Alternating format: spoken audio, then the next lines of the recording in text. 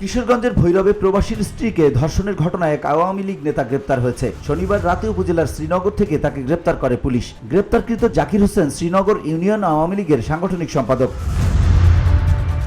স্থানীয় বাসিন্দা ও পুলিশ জানায়, উপজেলার শ্রীনগর গ্রামে এক প্রবাসীর স্ত্রীকে প্রেমের ফাঁদে ফেলে দীর্ঘদিন ধরে শারীরিক সম্পর্ক করে আসছিল জাকির হোসেন। পরে বিষয়টি জানাজানি হলে বিয়ের জন্য চাপ দেন ভুক্তভোগী নারী। এতে অভিযুক্ত জাকির হোসেন অস্বীকৃতি জানালে বিষ পানে আত্মহত্যার চেষ্টাও করেন নারী।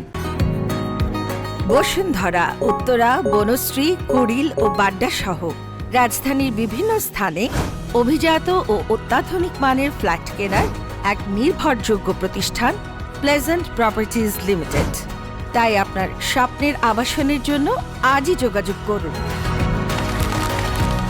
Pleasant properties limited, where destiny matches eventually.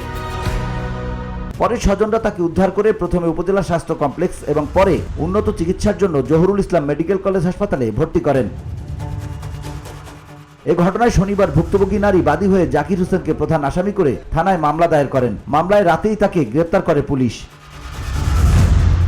Bhairab থানার ভারপ্রাপ্ত কর্মকর্তা খন্দকার ফুয়াদ রুহানি বলেন, রোববার দুপুরে তাকে আদালতের মাধ্যমে কিশোরগঞ্জ কারাগারে পাঠানো হয়েছে। VOD Bangla news desk.